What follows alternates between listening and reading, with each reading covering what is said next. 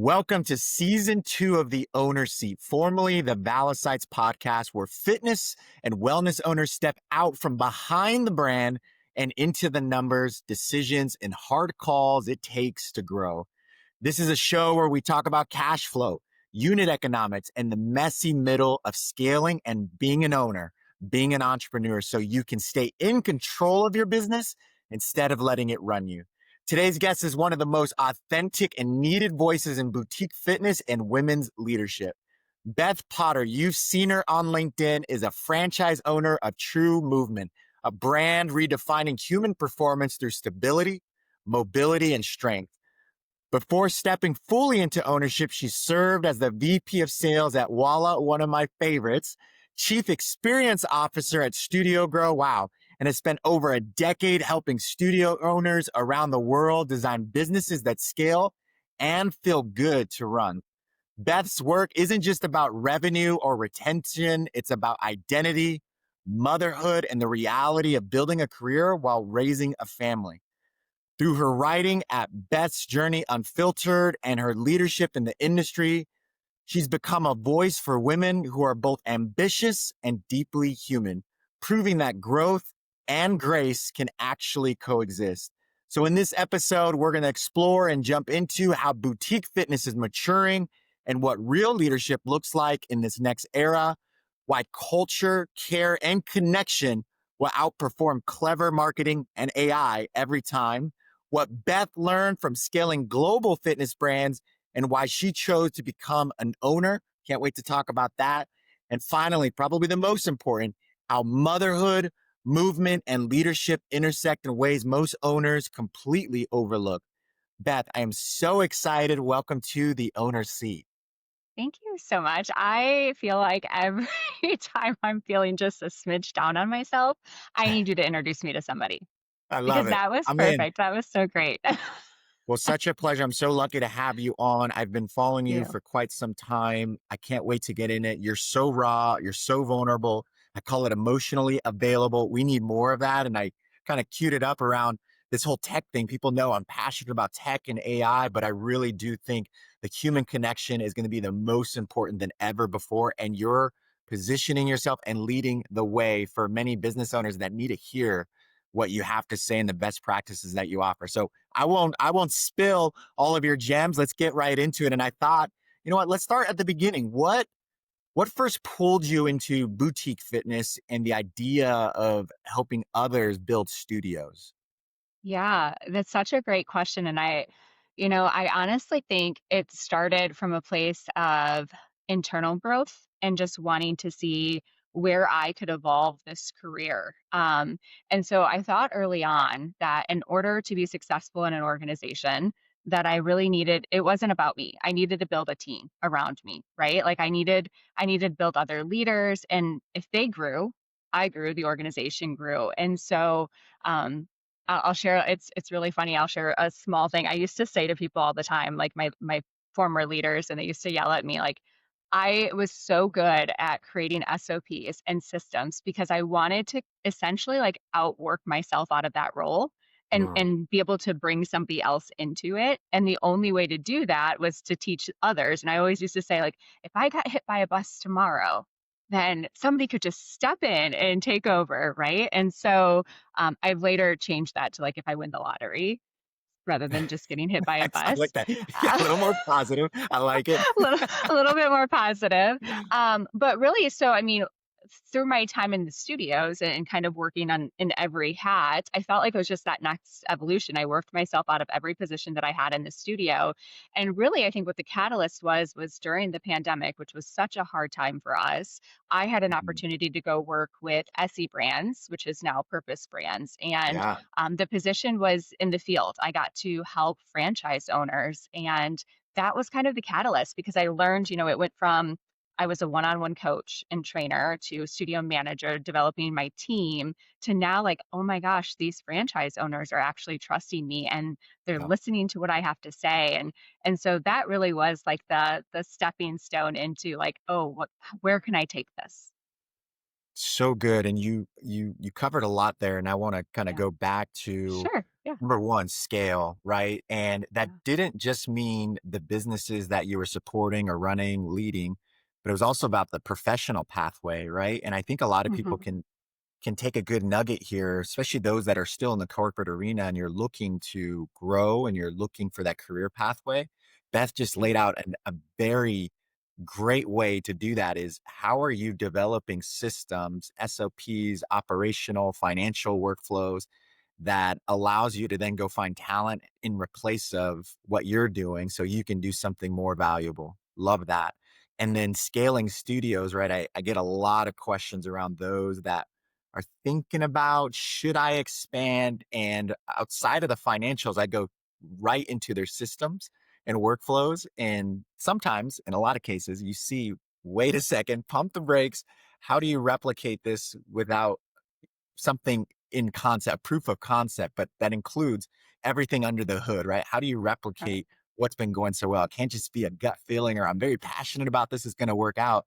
That tends to fail. So I love that you brought that up. That's huge. And then I love purpose brands, by the way. I saw Sander at Beyond Active is so That's so good to great. reconnect with him. And I love that you've had an opportunity throughout your experience with that brand. They're growing tremendously. And a lot of people that watch this show are actually within that portfolio and internationally they are on fire. So great job to them. But I love that you've worn a lot of different hats. And so I'd love to jump in there from Studio Grow, a successful organization, Walla, a very successful. I just saw they had I think it was a $5 million raise or Yeah, bridge they're that killing they it. just Yeah. got. Shout outs to Laura. Great job. And that whole team, Jody. And now True Movement, which this is an amazing brand. I did a lot of homework. I'm like, wow, we need this. And I'm so happy that you're leading the charge there with the founder and all of that. Can you walk us through just each one of those chapters from studio all the way through True Movement and how that's shaped your leadership? Of course. And one thing I'll just kind of touch on the previous where you were talking about SOPs, because I think this is one thing that we also forget. And it's something I learned really early in my personal development career. Good to Great by Jim Collins is like Oh, one of my favorite so good. books. But it's also about the right people in the right seats, right? So it's not just about creating those systems, but knowing that that you're playing to everybody on your team's strengths. So that level 5 leadership. Yep. Mhm. Yeah, yeah. Okay, so to dive into, gosh, this whirlwind of this amazing career that I've been so blessed with, I'm so grateful. It's funny because sometimes I think back on the trajectory of where I am today, and it feels like it's been well over a decade that I was, teaching preschool in my home because my background is early childhood education. Wow. Um, I and feel then like it we share an also angel. feels like it was like a lifetime ago, right? Like, because I feel like everything has just kind of like it's the growth has just been exponential, and I'm just so grateful. So good. Studio Grow was I mentioned that being a part of Anytime and SE Brands now Purpose Brands was that catalyst, and with Studio Grow, helping to build something so incredible from the early on stages gave me that confidence to say like I really do know what I'm doing, right? I had an Mm, amazing team and being able to work with studios all over the world and testing those systems that we talked about, right? Like, it's one thing for me to be able to put systems in place for our studios and our organizations and the ones that I've got like boots on the ground, but it's another to do it overseas when you've never been there, right? And right. so that was such an incredible, like, couple years of life. And I'm so grateful. And I worked with so many powerhouse operators who some of them are still my best of friends today. So I'm so thankful for all of the learnings there. And I got to a place and I don't know, maybe we'll touch on this later, but it comes from this like inner like feeling that I always just want to be growing. I always want to Mm, be learning. I definitely had that growth mindset. And I felt like I could and still, I don't know everything, so I don't wanna come off that way, but I feel like I know enough about studio ownership and that journey that I can teach anybody to do it. And if mhm, I'm being vulnerable, the area that I just wasn't confident in, but I knew was so important was the tech. mm. And it was that the software is what powers your studio, and I stand behind that to this day, right? Like having that right tech stack is so important. And I had the opportunity being with Studio Grow to be agnostic and work with all of these incredible brands, right, across the industry. And Laura just had this bright light about her that just drew me in. I think anybody that knows her knows Right. that. And Yeah. I wanted to learn and I wanted to dive in. And the team there is amazing. The way that they're revolutionizing the platform and the industry and really care from like the top down, CEO down. They really care about the studios that they work with and their success. Um, I learned, however, on that journey that I missed more than anything in this world being in the trenches. I missed Good working to with hear. studio owners. I Yeah. missed being working with a team. And so I just realized that being part of a tech company is as important as the work that they're doing is, it just wasn't for me. Yeah. And so with that, it was very interesting because it came full circle, right? Like I was talking to Erin Baker, the founder of True Movement. She was having some struggles with the software platform that she was on. Of course, I was the Mhm. VP of Walla at that time for sales. And so I was like, hey, like let's do a demo. Let's get connected. And she fell in love with the product. And then we just kind of started talking and a friendship grew even more. Yeah. And that's kind of what led me to where I am today with launching the first franchise here in the States. I know it's a big feat, but I am so excited for it. A lot of people listening can relate with your story. It could be they're currently in a corporate role, having a blast. It has been successful, has moved very fast, but they're really getting that itch of how can I do this as an owner, right? And do it Yep. and show it that I can actually bring this to fruition and be successful in addition to, what you do in the corporate arena. Or maybe you're doing both, right? And that brings its Of own complexities as well. So I think a lot of what you're sharing is definitely a relatable journey, or people are thinking about it, right? It's like, okay, I think I'm gonna course. reach out to Beth. This is what I want to do. But, wow, what was that like going from a corporate arena, going from, having this massive kind of infrastructure, right, and experience and other people around you to then saying, "I'm gonna be the entrepreneur and I'm gonna invest in my own business," right? Obviously within the franchise network, but what was that like? How did you go through that transition? Uh, if I'm honest, it was scary as hell. Yeah, Like there there's no sugarcoating it. I got to a place, it was January is start of this year actually is when I kind of started to have the realization that like I wasn't in the right seat. mm, And I pride myself on, when you're growing organizations, it's finding the right people and the right seats. And I felt like I was doing a disservice to Walla, I was doing a disservice to myself. And um, and so I actually took a month off after my departed with Walla. I took a month off and I really just did some soul searching. I did some writing and I really dived into the blog at that time. mhm, And there's this saying that and it's terrifying. If you jump, the net will appear. And that's exactly what I did. I had faith that it would all work out. I was scared. I mean, obviously, we're successful. Brent can carry the family if need be for a little while, but I'm also a very independent woman and I want to yeah, show our children that like you can do anything in this world. And so we went through some highs and lows during that time. Um, but gosh, these last like 9 months, 10 months have been just incredible. I feel like I'm finally living that life that I was destined to live, and it's just been amazing. amazing.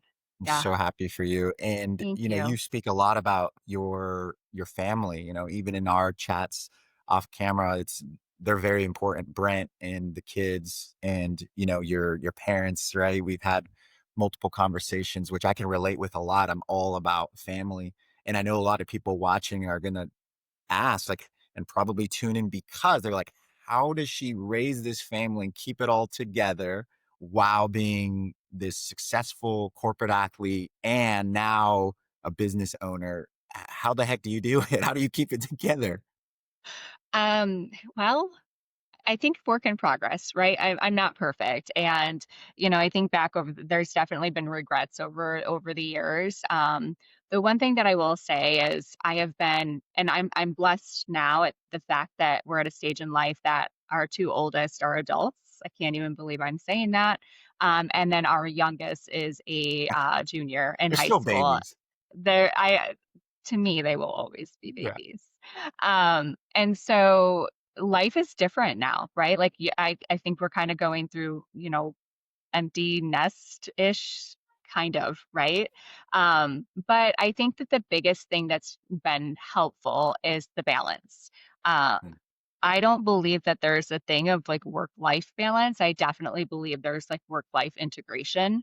mhm. I tried for a really long time on work-life balance because that's what everybody says you're supposed to do, right? Like that's the quotes and that's all of the Right. things. And I just realized like it's not, you're not able to do that. And so for me, I think it's a blessing and a curse to be so passionate about the work that you do.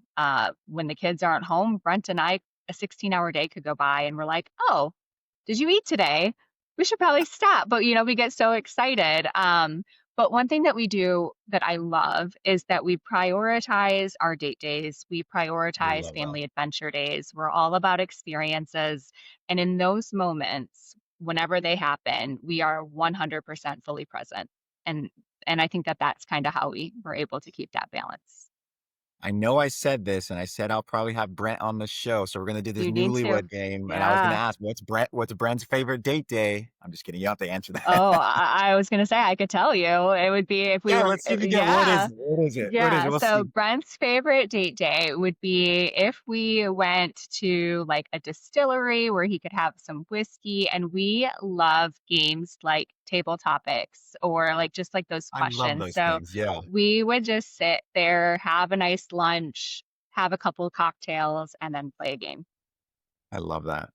Shoot, we can If relate he in a lot. I tells you love if he bringing my tells you anything differently, just tell yeah, him he's he's like, "A wrong. ball game, brother, like, we're going to ball." How funny. I love it. By the way, that was one of, like, my favorite shows. A lot of people don't know this. I was on Family Feud and MTV, and I would Oh, I watch love these that. newlywed games, like, all the time as a kid. I just Yeah, always enjoyed it. It's changed a lot now, but I so enjoyed fun. it. Well, moving into culture and leadership and growth, you have a lot to offer here, and I can't wait to chat about this. You've said it and you've posted about it that culture isn't built in the four walls, right? It's built in how you show up for your people, your employees, and your team members. So, can you walk us through? You've had a lot of success and continue to have success with True Movement, but walk us through how you lead your teams. What does that look like? How do you show up on a daily basis? Yeah, I have to give credit to Brent on this one. He's hitting 15 years with Purpose Brands and being a leader in Anytime Fitness, and over the last, I mean, we've been together 8 years now. I've really got to see him evolve as a leader, and thankfully, he's my biggest mentor, right? Like, and I get to learn from him. But I think what we've realized is just like being a parent, being a leader is a gift, right? And you're being entrusted with some people that want to grow their careers or need guidance because maybe they're not getting it from somewhere else. And so Mhm. I think for us, with the team perspective, knowing that it goes beyond the KPIs. It's not just about what they're doing on a day-to-day basis to get our studios where they need to be. Yes, that's important. This is a business that we are running, but it's, how are they doing in their personal life? What goals have they set for themselves? And so, one of the really cool things that Brent created, and I don't even know how long ago, it's been years because we've been doing it for so long, is trainer and manager business plans. So, Mhm. he's got this hierarchy, everyone reports into somebody. And so, our trainers on a monthly basis report into our studio owners, and they complete this beautiful trainer business plan, and the top half of it is all KPIs, like what did you do, all of the things, right, to move the business forward. But the bottom half is all about them. What are their goals? What do they want to accomplish? Maybe they want to run a 5K. Maybe they want to get more CECs, right? Like what are those things that inspire them or get them excited? I love And that. that's kind of evolved. Then our managers do the same thing and they report into our regional directors, and then the regional directors do the same thing and they report directly into Brent. But it's not just about the studio. It's the weddings that we've been to. Mm, It's, helping them to welcome their first baby into the world. It's walking them through the steps on buying their first home. Like Brent literally has, and I don't even know if I could tell you at this point, probably close to 300 employees that all report and have access to him whenever they need it. He is yeah. just present. And I think that that's a ripple effect. I'll share, I could go on, but I'll share one story that just I like it. kind of explains this ripple effect and how important it is when you take care of your people. Um, Pandemic was probably the hardest time. I remember sitting in our kitchen in March of 2020, and I was across the island from Brent, and I had a list and he had a list, and we were just going to rattle down and start calling all of our members at every studio to let them know we were putting all of their accounts on a freeze. And I'm Oh, not going to get emotional, but when we called everybody, it started off with one person and then two, and they're like, please don't pause. We want to continue paying during this time. We want you guys to be supported. We want our trainers to have an income coming in. Like, and to me, that just shows that they knew that we took care of our people. yeah. And in turn, they were taken care of. It was that true third space. And so that's culture. That's I think exactly. you take a lot of us back to March of 20 Yeah, and that year, some year and a half, right? Not like Texas, 3 months, right. but that year and a half of the struggles that our industry went through. And yeah, the financial piece and all of that stuff, but really the people piece and the tough Yeah. conversations that we had to have and the amazing team members and members that stepped up during that time. So I hear you. And I think there's people getting emotional just listening to you talking about Yeah. that because that definitely hits the heartstrings or pulls at the heartstrings for sure. But I love that. I love that you brought up just you mentioned this, by the way. You post about this or you've written about this culture of belonging. So you gave a Mhm. great example there, but you're all about that. And I want to transition into you've seen a lot of good, a lot of highlights of studios that are performing well, maybe a couple tweaks are needed here and there, but not too many. You've also seen studios that need a lot of work, a lot of support, a lot of help. What do you think are the top two, in your opinion, the top two variables that speaking of Jim Collins and good to great or built to last, right? What are the variables that differentiate those that are trying to survive to those that are thriving? I'm probably gonna give you an answer you don't expect here. Tell me. I spend so much of my time coaching mindset. I truly believe that it all comes down to mindset. Mhm, We Because we are in the service-based industry, because the boutique fitness as a whole started for most people as a hobby or a side hustle or whatever, we got into this mindset that because we're service based and we want to be accessible to all, that we have to be cheap and that it's like this, mhm. it's this race to the bottom with our pricing and our, Yeah, and it I just, yes. That is the number no, one you're thing. spot on. Yeah. I've had so much pushback, but the studios that honestly listen about their pricing and product stack and understanding the value, I actually was talking to a friend who's a studio owner a couple weeks ago, and I'm like, you're not just charging for a 1 hour class. You are charging for the 10 hours of experience you put into that 1 hour class and understanding that value, right? And, for me now, like I fast forward and I'm like, oh God, our consumer has shifted. People aren't looking for the cheapest because we equate value to price. So if you're the cheapest in the area, I'm going to think there's something wrong with you. And I want to go to the most expensive because I know I'm going to be pampered and it's going to be bougie as heck, right? Like that's just how it is. And so it's that mindset, 100%. And the owners that are successful are the ones that can really push past that. And a lot of it's their and then again, I love sales and geek out over consumer, like the consumer mindset, but a lot of it too has to do with our own buying persona and how we Mhm. purchase things. So that comes across in our marketing. And if we're one of those buyers that is always looking for the deal, then we just assume that our members are going to be that same type of buyer. Oh, that was so good, and you're speaking my language, right? When I lift up the hood from the financial lens Hmm. and I see that prices haven't been touched for 12 years, right? And not to name any brands or anything like that. Let's just say that's a case study, right?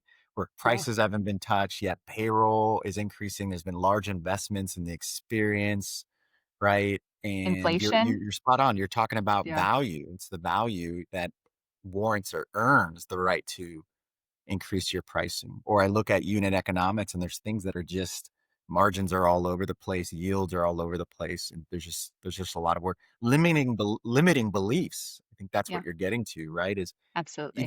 even from I spent a lot of time on the capital financing side of things, and sometimes we as owners, we know this as entrepreneurs, sometimes there's those years you still don't forget. And when your back's up against the wall, you start to think lower price, cut payroll, and those are probably lower marketing, the worst things to do, Yeah. because it's not gonna lead to sustainable results, and some people make it out of it, but most don't, and they don't realize there's so many different options, some that you just mentioned right now, but also bank options, landlord Yeah. lease options that, the financial literacy is not there and just people are just unaware, and so I love that you bring that up. Is the key differentiator is that mindset, that Yeah. knowledge, that education, the networking, right? The partnership. Absolutely. I So will good. say, one last thing, just so you can hold me accountable to this, but I am on a mission to show our industry that you can be in this service-based industry and be wildly profitable. And I think people need to understand that. And so hold me to that, but Well, that's my yeah, mission. that is the end of the podcast. That's the end of this entire season because that's exactly what we all need to understand. We can be more profitable, we can offer more value, we can win on the financial side. But as Beth is showing us, yes, member experience. More importantly, what we kicked it off with is team member experience. And she just offered some gems earlier. I want to transition, and I'm kidding. We're Yeah. going to keep going, right? We're going to keep going. The true movement model. I am so excited to hear about this. And I think there's some that are aware of the brand and many that are listening that are unaware. This is probably the first time they've heard of true movement. So was really pumped for you to walk us through what is happening there. You talk a lot, and as does Aaron, about redefining human performance, right? So can you walk us through what makes the method structurally different? What's the differentiator in this boutique playbook? Yeah. Oh gosh, I get so excited and also so nervous to talk about it because I don't know that I could like eloquently put into words how much this movement has transformed even the way that I look at my body. It's one of those things that you just have to feel to believe, but I will give you the idea and then I'm going to invite you out to Algonquin so that you can actually experience Yes, it for I yourself. love that. But I think the biggest thing, and when people first see the True Movement platform, which is our proprietary piece of equipment, they see an apparatus and they see springs. And so many people think that this is Pilates. And so that's like the biggest thing is just educating that we aren't Pilates. Mhm. We have some similarities, obviously, with being a spring-loaded apparatus, and we train in three-dimensional movement. And so what that means is we start with posture and stability, right? And that's where Pilates kind of was birthed from that kind of. And so really focusing on making sure that you have that posture alignment, that everything that you're building, in addition to that, is just functioning the way that it's supposed to, that you've got the right alignment, pelvic alignment, all of the things, your breath work. From there, we take it one step further and then we train in the next plane, which is mobility. And that's where we layer in that functional movement component. It's not about us getting you just through class. It's about training you and preparing your body to move well through the rest of your life. And then my favorite part is the strength component, right? And that's where I think that my love fell into place, is because we're on the True Movement platform and you're training stability and mobility in addition to strength all in one class. We are able to train the body in the most shock absorbent way. There's no compression on the spine. So when you're Wow. thinking about doing a barbell squat and doing a PR, like, think about all of that compression on your spine. I can get that same type of workout without any compression through the True Movement method. Amazing. Um, I want to I'm getting. share. Oh, go Oh, go ahead. Go ahead. ahead. Well, I No, want to go share ahead. because this is kind of where this it catapulted for me. So I had the opportunity to go out to headquarters, which is in Edmonton, Canada. And that was in May of this year. I actually went back in August too, but I trained for 4 days on the platform. I went through their first level training and certification. I wanted to experience this method that I had grown to love just by knowing Aaron and talking about the movement.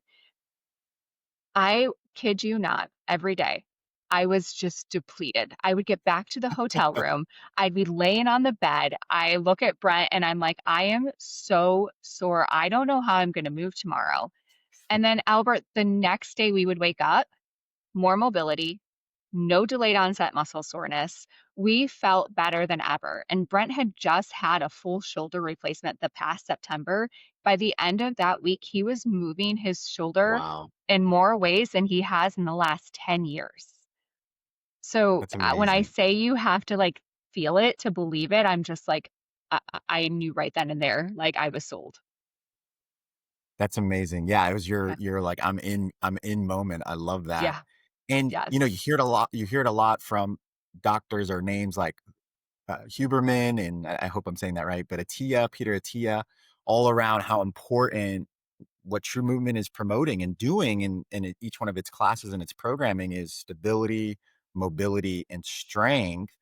And I do want to ask you around longevity, not just generalized, but Yeah. and without the pills and drugs. This isn't the pills and drugs and all of Right. that longevity. This is longevity through movement, especially, and you talk a lot about this for women, longevity Yeah. for women, which I love. And I was talking to, probably some people that we both know that are really promoting this. Now we're seeing it in the wearables as well. Yes. Equinox just came out with something which I'm really excited about because let's just call it what it is, right? And who the old regime, I'll call it the old school, maybe will give me heat. I'll just delete the DMs. This has been historically a men-led industry. Yeah. It is, let's just call it what it is, but there's this massive, massive revolution, which I'm so excited about because I'm all about it. Can you walk us through that longevity for women through True Movement? Yeah, I think here's the thing. It's something I personally have been thinking about for a really long time, especially as I'm getting older. The workouts that I was able to do in my 20s, I'm no longer able to do the same thing and get the same results hitting almost 40. And longevity has been a buzzword in our industry for a really long time, but the research is getting louder and it's actually Yeah. really exciting. I think the number one component here is the strength training, and we've understood like how important it is to add that strength training, especially as we age. And it's not just for muscle, but it's our bone density, it's our metabolic health, it's even cognitive function. I am like so blown away by like the stories that you read about, Alzheimer's and dementia and being able to combat that through movement. So watching the science evolve around like the brain and just movement has just been super inspiring to me. I think for us as women, we can't perform in the way our male counterparts do, right? I mean, we live on a 28-day hormone cycle. So Yeah. I think that's the first and foremost thing, is to understand like there are times when we need to go hard and there are times when you need to allow yourself grace. And I think when I think about the future of fitness, and I think honestly the future of our bodies, women's bodies, even men's bodies, right? The answer is something that integrates all. It integrates that stability because you need that. I mean, I don't want to be walking around with hunched shoulders when I'm 80. I want to have that nice natural alignment and also mobility. Like I want to be able to carry a laundry basket up the stairs, when I'm 80 years old. Yeah, And then, of course, that strength component. And so that's exactly what True Movement, the method was built for. And so it's amazing. really exciting. Yeah. Living well. Well, shoot, I'm like Brent. I need true movement because I'm pretty sure my hips have popped. These things just are terrible now. I'm getting old. They've popped like 20 times since we've been on this podcast already. So I need true movement We need really, to really get those bad. hips opened for you, Oh bud. my, it's Yeah. terrible. It's so ads. I don't know what's going on with that thing. Anyways, all right. So I do speaking of, I want to talk about recovery. Yeah. It's a hot topic. A lot of people are expanding wellness and recovery. How is true movement hitting recovery? Yeah, it's great question, and honestly, recovery has never really been an afterthought with True because it's built directly into the method. Every Wow. class is designed to include like that intentional stretching, the hip opening that maybe you just mentioned you might need, the spinal decompression, which is so incredible. We have this attachment called the sling, and it's a fan favorite. But like you get in there and you literally feel longer within seconds because it Oh, just literally need that. decompresses the spine. And obviously, those elongated movements so that your body it leaves better feeling than it arrived. But we have layered in some of those exciting recovery tools that you're hearing about. One of them being our Halo infrared salt sauna. So, like just getting Oh the my salt goodness, I in, love them. the red light, yes, and then also just the Halo red light therapy, which is just this not platform, but it's a booth that you go in and you get a red light treatment. So both of those are now a part of the experience, and we're always testing and trying new things. So we do at headquarters in Edmonton, they've got IV treatments and things like that as well. Aaron, I'm coming up to Canada. Didn't think I'd say it, Yes. but I'm coming up. Maybe That not is right amazing. now. You might I'm a wanna big wait until fan. spring. Yeah, I'm a big fan of Halo Therapy. So Michael Parrish, we've had some great Yeah. conversations. Lisa will be I uh, was gonna say, I have um, Lisa on the podcast. yeah, she'll be Yeah. jumping on as well. I can't wait. She Yay, is good. amazing. So what a great organization to partner up with True Movement. I'd love to chat about. By the way, I need to get in that sling. My wife was trying these TikTok. It's going viral, like these different stretches. I thought she was gonna break my neck, so I need that sling in my life as You too. well. So we're not trying that anymore. No more TikTok for Albert. Let's walk through Uh, expansion. Like, what's the long term vision for True Movement? Is that just in the States or in Canada as well, North America, or is that international? Like, what's the vision? I can put my Aaron hat on right now and just say world Yeah, sorry. domination. I honestly, yeah, I think, you know, some people know this, most people do. I mean, we're in pro sports. And so it's only a matter of time before this continues to take off. I know right now North America is prime, but we've had inquiries all over, and so that's really exciting. But yeah, I mean, we want to be everywhere. For Beth, Yeah. I'm already looking at location number 2. My priority is Algonquin. I want to get that off and running, show proof of concept here in the States, which I have no doubt we're going to be able to do. And then my friend, I want to go south where it's I'm warm. telling you, cost per square foot in Houston, it's the place to be. And then I wouldn't have to travel to all these different places. I could just get it right here around the You would corner. be able So, to. y'all, if you're Yes. listening, if Yeah. you have a brand, cost per square foot is great. I will gladly stamp of approval on the unit economics from Stratego. We're in Houston. I love it. Perfect. Love Well, it. let's pivot. I was really looking forward to chatting about this next piece with you. You are so vulnerable when you write. You talk a lot about this.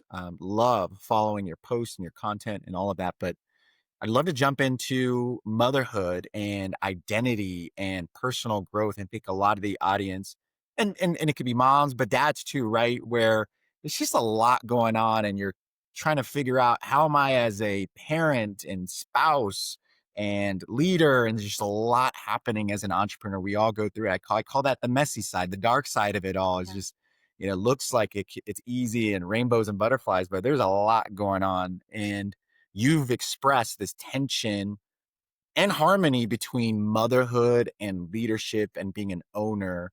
How do those identities support each other instead of compete against each other? Yeah, that's such a great question. I think the as a mother, I love my babies so much.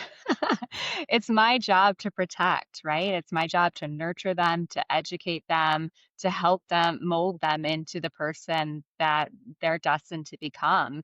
And I Mm, have to do that by modeling the behavior, right? I don't think that leadership is is different. People are looking for growth. They're looking for that person to guide them. Um, and I mentioned this early, it's a privilege to lead a team. And so um, I love my people, and when I love my people, I love them hard, right? And I want the best for them. I always tease because Brent has deemed me everyone's biggest cheerleader, and for a really long time I didn't see that, and now I understand what he meant by that. Um, but yeah, it's not always sunshine and rainbows. And yeah. now that my kids are older, and I think one of the things that maybe I did really well as a young mom growing up, raising my kids because I was so young, was just always having the conversations with them, asking them how they feel about this. Should I do Yeah. this? How would that make them feel? They were always part of the conversations. And I honestly think that that's been a great thing because it's shaped them into who they are today. They understand that balance, and it's not always pretty, but we juggle it well. I love that independence, empowerment, right? Showing them what it should look like, right? Being Yeah. the example. So good. You're such a warrior. Speaking of conversations, I'd imagine you get a lot of phone calls or texts from what I call boss ladies, women in our industry or that are an owner, business owner, entrepreneur, maybe even the corporate arena that tell you they feel like they're doing it all, yet they go home, they get in bed, and they feel like they're dropping the ball everywhere else, maybe in their life or just in their life in general. And for those that are listening that are feeling that way, what's your advice to them? Yeah, it's still a work in progress for sure. But honestly, I've done a lot of self-reflection on this topic myself. And my first question to anyone that's, maybe feeling like they're doing it all and yet questioning is that still enough, or should they be doing more, is who are you doing it for? Yeah, Why are you doing it? Right? Like think like really like come to understand the why behind it. For myself and for the longest time, I I've never really allowed myself to bask in an accomplishment. It's like I have this list of goals. I'm very type A. I'm very driven. And it's like you check one thing off and it's like, okay, what's next? I probably drive my husband insane by that. But then I realized, I question, is there something wrong with me? Where am I needing this? Like what void am I trying to fill? Because why isn't what I've done enough? Because I've done some amazing things. And then I just realized like this is who I am. I get excited about the next thing. And yeah, there's nothing wrong with that. So I think it's just a matter of one, who are you doing it for? If you're doing it for you, girl, go slay. Go do the thing, I love right? that. Like, Yeah, yeah, like if you're doing it because you don't feel like you are enough because somebody's made you feel that way, then there's some work to be done, right? yeah. But yeah, I think allowing yourself a little bit of grace though and reflection on how far you've come is important too. Yeah, reflection and grace. And, you were talking about balance, and I'm going to steal what you said. It's more of a work life integration, Mhm. right? How do you set guardrails knowing there are different priorities? You got your kiddos, as you were mentioning them earlier. And by the way, be proud of mom, y'all. I know they're going to watch this, but your kiddos, right, that you're prioritizing, Brent, right, the entire family, and all the other things that you're doing outside of being a business leader, business owner. Walk us through your best practices for boundaries, whether that be your calendar, phone, commitments. How do you do it? Yeah, again, what did my dad always used to say? Do as I say, not as I do. I am Yeah. so good at giving other people this advice.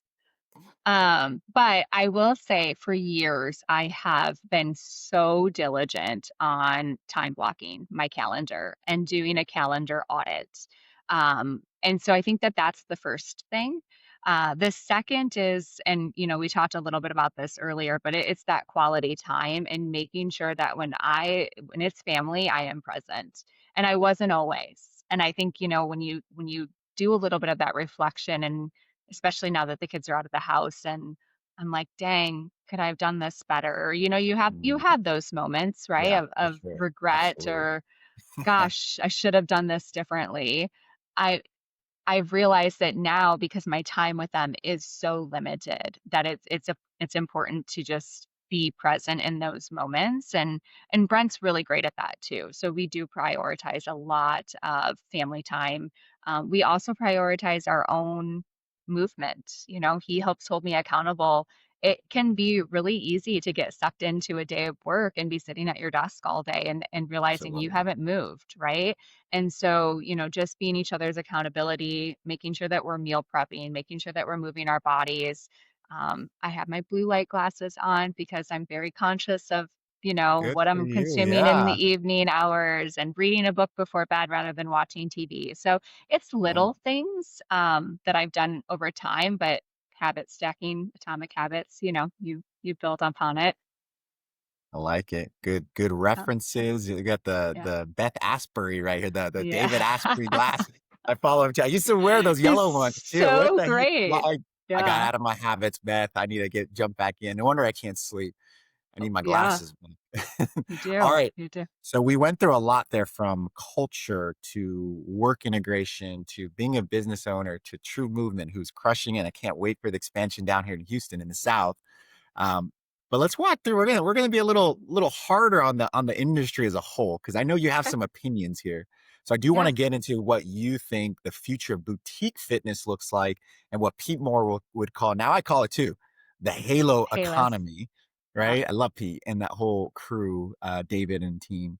But you yeah, said the era of passive ownership, and you lightly touched on this on the top end there, but the passive ownership is over, right? In your words yeah. and in your writing and content, you say you talk about modern ownership. What does that look like? We're about to cross over 2025. It's done. I know we still have a whole month left, but 2026 is right around the corner. What does the modern owner look like? What does the modern boutique studio look like? Yeah, I mean, first and foremost, today's consumer has changed, right? There's Mm, competition everywhere. So I truly believe that gone are the days when you would open up a studio, throw a few classes on the schedule, and have a little side hustle, right? It's no longer that. If you're getting yeah. into boutique fitness in 2026, you have to have a business mindset or hire a coach that has that business mindset. It takes strategic planning. It's having that CEO mindset and really running Right. the business like you are a CEO. Um, so to me, that's the modern business, right? It's about having, the quarterly planning, and really looking at this from a business perspective and not just a passion project. Yeah, I was talking to actually the first episode to relaunch or rebrand season two of this podcast. I was talking to Benji from Super Grow Fit, and or sorry, Super Fit Grow, and he was talking about that is the owner is actually, you spend more time being a business owner, right? Whether that's your CEO hat, CFO, CMO, sometimes all of them. Although Uh, one day, in order to scale, you're going to want to delegate those things, but you have to be savvy in those areas. It can't just be because I'm passionate about fitness and changing lives, which is very important, right? And you right, walked us through, like, who are you doing it for? Why are you doing it? The compass, right? The North Star is always going to be the most important. But that does not mean you can let the business run you and you're not on top of your financials, your strategies, sales, ops, marketing, right? Your SOPs and how you scale this thing. So I think you're spot on, and I'm enjoying people like you and some others that are educating those that are current business owners, or those that are wondering, can I make a living out of this? Can I make a profession out of it? And can I go change my community? Yes, you can. There's steps. however, to do that. So I love that. What are your thoughts on, and you know I'm going to bring this up, is AI? Like, what is going on in Yeah. this industry? What's around the corner? What do you see AI and this new tech wave doing to our industry? Um, yeah, I like it. I'm sorry. There's a lot of people giving AI a bad rap at this point, and I just have to say, like, I'm here for it. But I think here's the truth. We talked just recently about having the strategic mindset, understanding, the business acumen that you have to have, working on the business versus working in the business, right? Like understanding those using AI to help your studio, to help your teams with tasks that they don't necessarily need to be doing so that they can focus on what they should be doing. And that's building the culture and, being in the seat, working with the members, the things that AI can't replace, and Yeah. using AI as a tool, not as a crutch. I mean, this kind of stems back to and one of my favorite things in the studio ownership journey is the client journey. Like I am so passionate about it. Unreasonable hospitality, John Yes. to Great. Julius and the customer service revolution. Like those are like I've read them multiple times. They are anybody that I talk to, like, read these books because that is what we need to be doing. Like, we are in the hospitality industry, and those are things that AI is not going to be able to take away from us, right? How we wine and dine our members. And so use AI as that tool, but don't use it to automate everything so that you feel like your members are talking to a robot. That drives me crazy. If I feel like I'm getting a spam text or a text that's not personal, I get so mad. I want to unsubscribe. I'm like, just reach out to me. You can create automations that are personal, right? And Yeah. so I think just using it as the tool that it's designed for and get to know it. Don't just assume that if you type in some prompts, like it's going to give you everything that you need or that it's the truth. Yeah. No, that's yeah, or it was the truth. Exactly. Hallucinations, and you gotta offer some discernment. It's not a Yeah. catch-all and 100% foolproof. Definitely Yeah. not. So good. I love that you brought that up. That's so good. You're a warrior. I love it, from in the house and outside of it as a business owner. And for those listening, I'm sure they've learned and picked up a ton today. If you had one last message for any fitness, wellness, mom, dad listening to this, they're business owners, they're entrepreneurs, or they're thinking about going that route, what what's your advice to them on what they can carry into their next season of life? Oh, that's a good one. First and foremost, because it's my mission, you can be in the service-based industry and still be wildly profitable. You can be an incredible mama or parent and also be what my kids like to call a badass boss. You can Love do it. both. So good. Well, there it is. There you have it. Beth, I really appreciate you. I have always admired and still do. And I can't wait to keep following you and just staying in touch. Your honesty, just the human first approach, the optimism. Now that we got away from the bus running you over, we're going a different route, but the optimism and just, I love just the reality check. One, your level of reflection, by the way, very well read. Your level of reflection, as well as just being in the trenches. And so I really appreciate just all the gems that you and best practices that you provided today. For those that are going to want to reach out to you, right, Yeah. and chat through all of this, how can they get a hold of you? Yeah, I would say LinkedIn's going to be the best. I have not been as present the last couple months. It's been a busy season, but I promise I'm going to do better. And so I would say LinkedIn is probably the best way. Just shoot me a DM and let's connect. I love it. And as I always say on every episode, and Beth, you just teed this up for me. We are in the service, fitness, and wellness service based business, and you can be profitable, especially when you have a fractional CFO from Stratego. So check out strategointel.com, where I've helped fitness owners, wellness owners, franchisor, and franchisee brands build scalable, great investor ready finance back office systems. So check that out. Again, this has been an episode of The Owner Seat. I'm your host, Albert Ramos. And in case you haven't seen it, our episodes are dropping every Monday and Friday now at 8 a.m. Central. Beth, such a pleasure. And I hope Brent gets the answer. I hope you got the answer right because I'm asking Brent when he jumps on the show. Perfect. Thank you so All much. right. Thank you so much for your time. I really appreciate it. Thank you so much.